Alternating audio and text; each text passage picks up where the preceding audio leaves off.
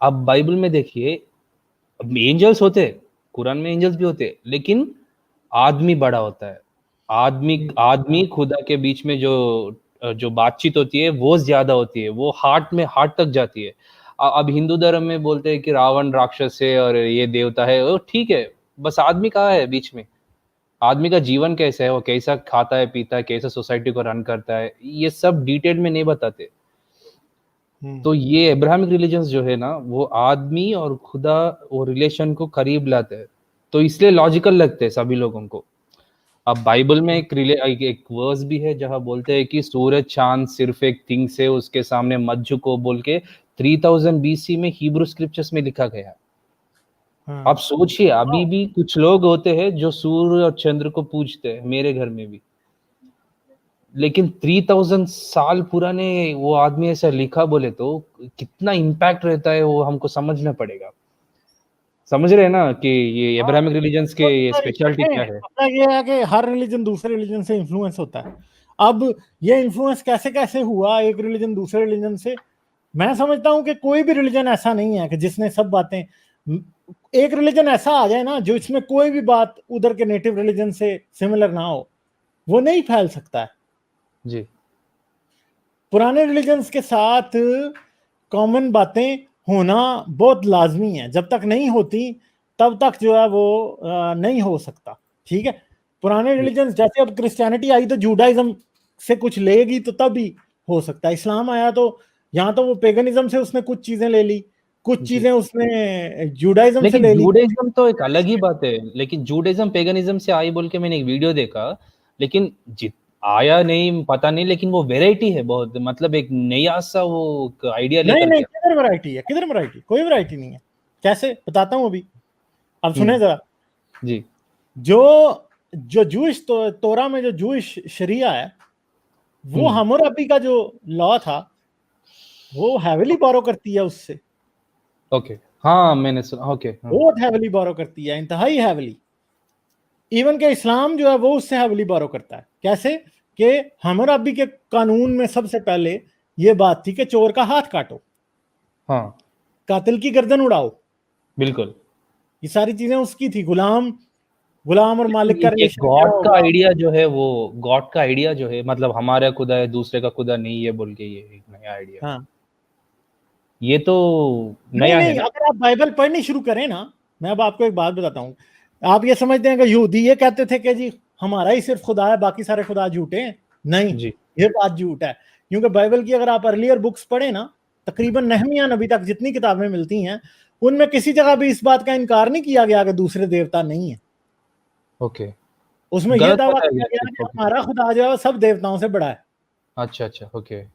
کہیں بھی مطلب آپ اس کو اگر پڑھنا شروع کریں تو ایسے ہی لگتا ہے کہ جیسے جہاں جہاں باتیں ہو رہی ہیں وہ ساری کی ساری یہی ہو رہی ہیں. کہیں بھی وہ یہ نہیں کہہ رہا کہ دوسرے دیوتا جھوٹے ہیں یا وہ خیالی ہیں. بعد میں آ کے یہ باتیں شروع ہوتی ہیں. کرسچینٹی میں آ کے پھر یہ باتیں شروع ہوتی ہیں. یہ بڑی بات کا کانسیپٹ ہے کہ انہوں نے کہنا شروع کیا کہ دوسرا کوئی دیوتا موجود ہی نہیں ہے، صرف ہمارا خدا موجود ہے. پہلے ایسا نہیں تھا. ایون کہ اگر آپ یہ دیکھیں کہ جوڈائزم کا جو گاڈ ہے وہ کہاں سے آیا. جوڈائزم کا جو گاڈ ہے وہ بیسیکلی پرانا ہی خدا ہے. یہوہ جو ہے وہ بیسیکلی آپ کا جو جس کو کہتے ہیں کیا، آپ کا جو بال ہے اسی کی ایک بدلی ہوئی شکل ہے. کیسے؟ اب میں آپ کو ایک سمپل سی بات بتاتا ہوں. مجھے جو کرسچینٹی میں جو صحیح جھول نظر آتے تھے نا وہ جن سے میں نے چھوڑ دی تھی، یہ ان میں سے ایک یہ بھی بڑا سکسیسفل، مطلب ایک بڑا ہی ایشو تھا، بہت بڑا میرے لیے. اور سوچنے کے لیے میرے پاس بڑی جو ہے نا چیزیں تھی جو کہ بعد میں آہستہ آہستہ مجھے کلیئر ہوئی. اب ایک بات ہے، جیسے ابھی ہم بات کر رہے تھے، ہاں بھائی کٹوایا، جی ٹھیک ہے. جی اب جو بائبل میں جو سب سے پہلا ذکر ملتا ہے ختنے کا وہ ابراہیم کا ملتا ہے. ہاں جی بالکل ہاں. ٹھیک ہے. وہ اور ایجپٹ میں بھی تھا.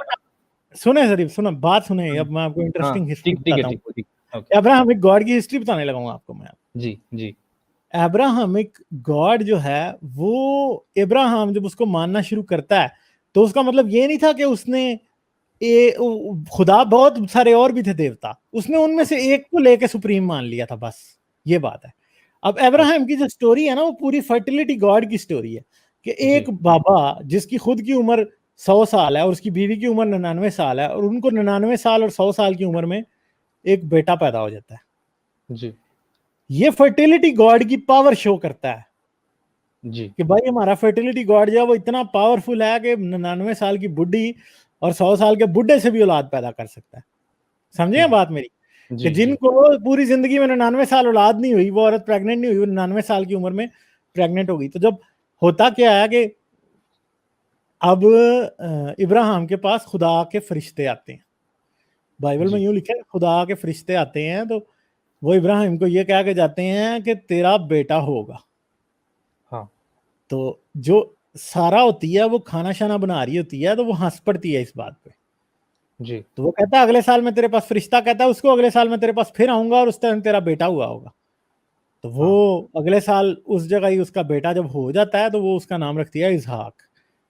اسحاق کا مطلب ہے خدا نے مجھے ہنسایا, یعنی جب اس نے یہ بات کی نا کہ تیرا بیٹا ہوگا, تو تب وہ سارا ہنس پڑی, تو اس وجہ سے اس نے نام رکھا اسحاق. ٹھیک ہے. اچھا اب ایک اور چیز ہے, اب جتنے اوفینس ہیں نا جو خاص طور پہ جو جینیسس کی کتاب ہے اس کے اندر جو ابراہیم اور لوط والے اوفینسز ہیں, پھر لوط کا اور لوط کی بیٹیوں کا تعلق ہے, پھر خدا کا وعدہ ہے کہ میں تیری نسل کو, ابراہیم سے خدا یہ وعدہ کرتا ہے کہ میں تیری نسل کو آسمان کے ستاروں اور سمندر کی ریت کی طرح کثرت سے بناؤں گا, یعنی اتنی تیری اولاد ہوگی کہ آسمان کے ستارے اور زمین کی سمندروں کی ریت جو ہے نا وہ بھی اس سے کم ہوگی یا اس کی طرح ہوگی, یعنی اتنی تیری اولاد ہوگی. ایک بڈھا بابا اس سے خدا یہ وعدہ کر رہا ہے. تو یہ کس چیز کا وعدہ ہے؟ اچھا پھر اگلی چیز کیا ہوتی ہے کہ لوط کا اب شہر ہے جی سدوم اور عمورہ, اور لوط وہاں پہ بیٹھا ہوا ہے, اور خدا کے فرشتے شہر کو تباہ کرنے آتے ہیں. تو وہ لوط کو کہتے ہیں کہ ہم اس شہر کو کیوں تباہ کر رہے ہیں, کیونکہ اس شہر میں لوگ سوڈومی کر رہے ہیں. سوڈومی کیا؟ مرد مرد سے سیکس کر رہا ہے. جی ٹھیک ہے. اب سوڈومی اتنا بڑا خدا کی نظر میں گناہ کیوں ہو گیا؟ اس لیے کہ یہ خدا تولید کا خدا ہے, یہ ریپروڈکشن کا خدا ہے. اس کو یہ سمجھتا ہے کہ سیکشول ایکٹ صرف ریپروڈکشن کے لیے ہونا چاہیے, اس لیے اس کی نظر میں سوڈومی یا ہومو سیکشول ریلیشن شپ گناہ ہے. اس لیے پھر اب اگلی چیز نظر آتی ہے کہ وہ انسیسٹ کو بھی قبول کر لیتا ہے. کیسی صورت میں کہ جب لوط جو ہے وہ سدوم اور گمورہ سے نکلتا ہے, سدوم اور عمورہ سے اپنی بیٹیوں کے ساتھ جا رہا ہوتا ہے پہاڑ کے اوپر, تو خدا کے فرشتے نے انہیں کہا ہوتا ہے کہ تم نے پیچھے مڑ کے نہیں دیکھنا. اگر پیچھے مڑ کے نہیں دیکھنا تو اس کی بیوی جو ہوتی ہے جب شہر پہ آگ برسنی شروع ہوتی ہے, اور فرشتے شہر تباہ کرنے آئے ہوتے ہیں, شہر پہ آگ برسنی شروع ہوتی ہے, بیوی پیچھے مڑ کے دیکھتی ہے تو نمک کا ستون بن جاتی ہے. ٹھیک ہے جی, وہ نمک کا ستون بن جاتی ہے. تو یہ دونوں بیٹیاں اور باپ آگے چلے جاتے ہیں. اچھا اب بیٹیاں وہاں پہ کیا کرتی ہیں, جو لوط ہوتا ہے وہ اس بات سے ڈرتا ہے کہ اب وہ کسی اور آبادی میں نہیں جائے گا کیونکہ خدا کہیں اس کو بھی تباہ نہ کر دے اس آبادی کو. ٹھیک ہے. تو وہ پہاڑ پہ اپنی بیٹیوں کے ساتھ رہنے لگتا ہے. تو بیٹیاں جو ہیں وہ یہ دیکھتی ہیں کہ ہمارے باپ کی تو کوئی اولاد ہی نہیں ہے, ہمارے باپ کی اولاد کیسے چلے گی.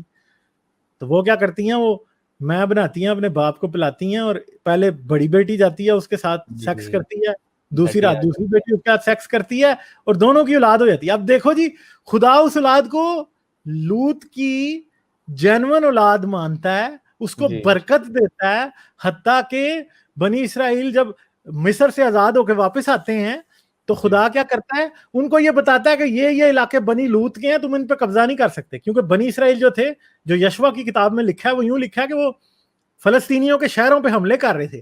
اب یروشلم جو شہر ہے یہ بھی پہلے فلسطین کا شہر تھا, فلسطینیوں کا. یہ آئے, انہوں نے قبضہ کیا, سارے لوگوں کو مارا, اور ادھر قبضہ کر کے یہ یہاں پہ رہنے لگے.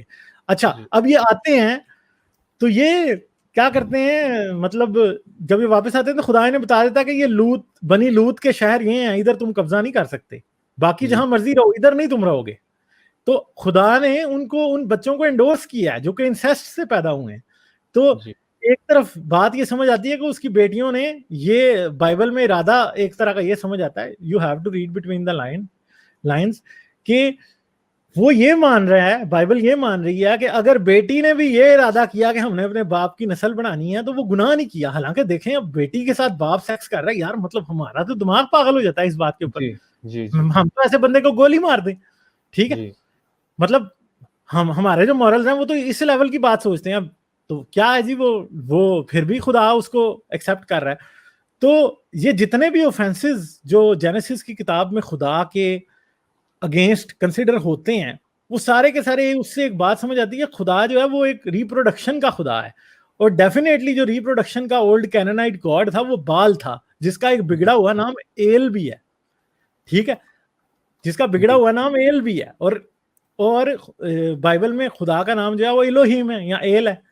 ٹھیک ہے, تو یہ ہاں یہ ایل کا ایک کلٹ تھا جس نے اس کو انڈورس کیا. اب ایک اور چیز ہے, پھر ایک نہیں ہے, اتنے پیرللز ہیں کہ میں تو سوچتا ہوں تو میں سوچتا ہی پھر چلا جاتا ہوں کہ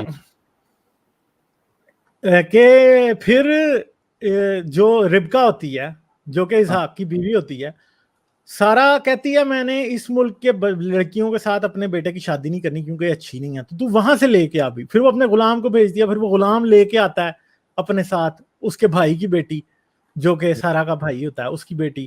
پھر وہ آ کے اس سے اسحاق سے شادی کرتی ہے, پھر ان کی بڑی اولاد ہوتی ہے. پھر یعقوب ہے, تو خدا ہر جگہ کہتا ہے کہ بھائی میں تجھے بڑی برکت دوں گا, تیری اولاد بڑی بناؤں گا, یہ ہوگا وہ ہوگا. تو 12 بیٹے یعقوب کے ہوتے ہیں, اسرائیل جو ہے. تو یہ سارا کچھ ایسے ہی نظر آتا ہے کہ ہمیشہ اس بات پہ ایک ایمفیسس رہتا ہے کہ ریپروڈکشن کا خدا. تم اگر بڈھے بھی ہو جاؤ تمہاری اولاد بڑھاؤں گا, میں تمہاری اولاد بڑھتی رہے گی, زندہ رہے گی, اس کو مرنے نہیں دوں گا. یہ ہر جگہ یہی ایک تھیم بار بار نظر آتا ہے. پھر ایون کہ مصر کی جو بیماری ہے, جو 10 آفتیں مصر پہ آتی ہیں, 10 پلیگز جو آتے ہیں مصر کے اوپر, ایجپٹ کے اوپر, ان 10 میں سے بھی آخری جو ہوتا ہے وہ پلوٹھے مرنے کا ہوتا ہے.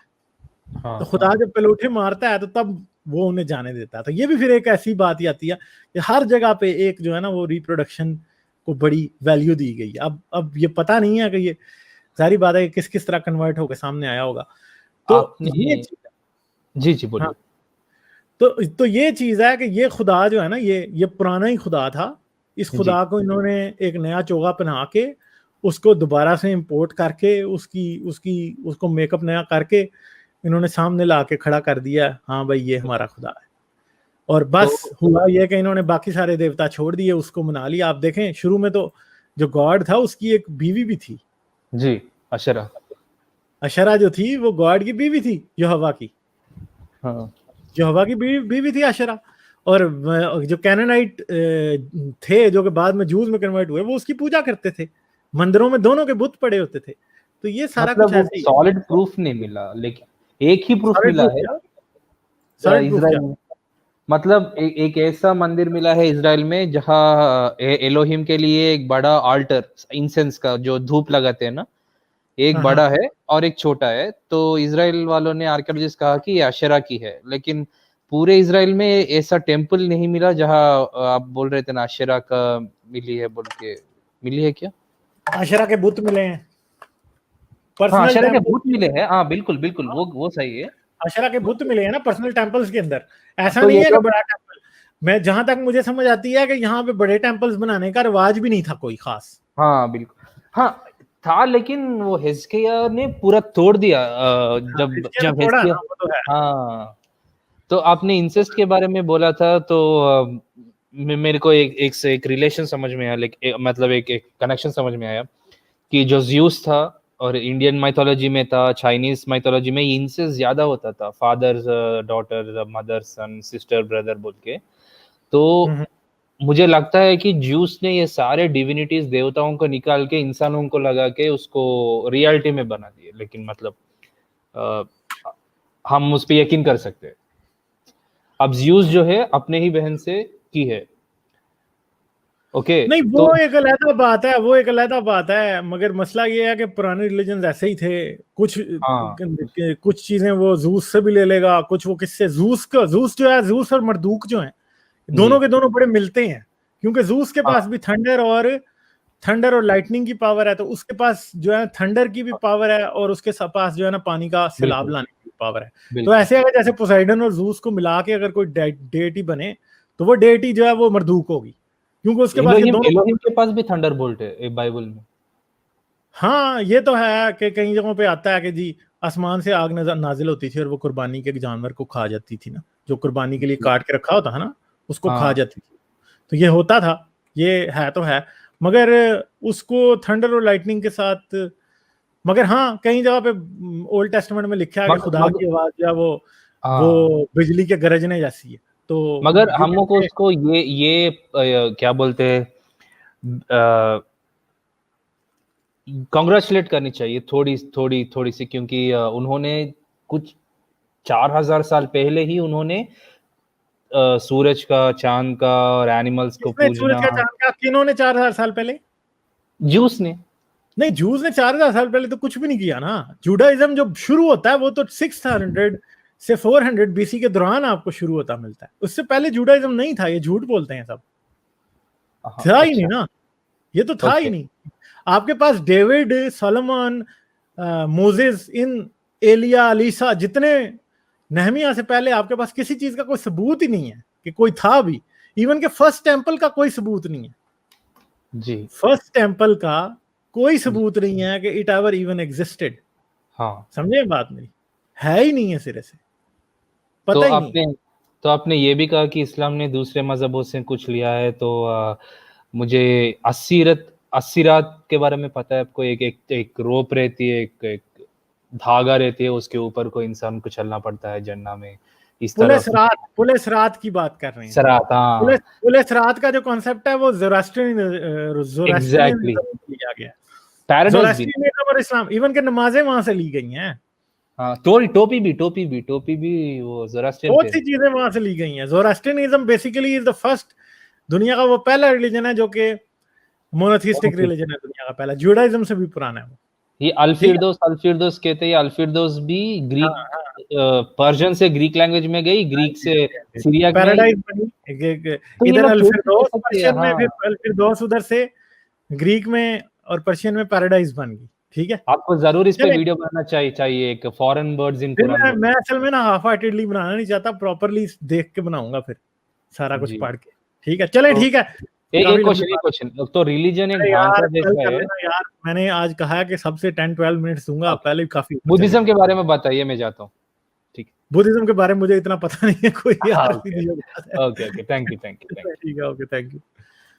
میری ویڈیوز کو دیکھتے رہنے کے لیے چینل کو سبسکرائب کریں اور گھنٹی کا بٹن دبا کر آل نوٹیفیکیشنز پر کلک کر لیں تاکہ آپ سے فیوچر میں کوئی بھی نوٹیفیکیشن مس نہ ہونے پائے. اس کے ساتھ ساتھ مجھے اور میرے چینل کو سپورٹ کرنے کے لیے پیٹریون پر میرے چینل کے ممبر بنیں. اس ویڈیو کو لازماً لائک کریں اور کمنٹ میں اپنی رائے کا اظہار ضرور کریں تاکہ آپ کا فیڈ بیک مجھ تک پہنچ سکے.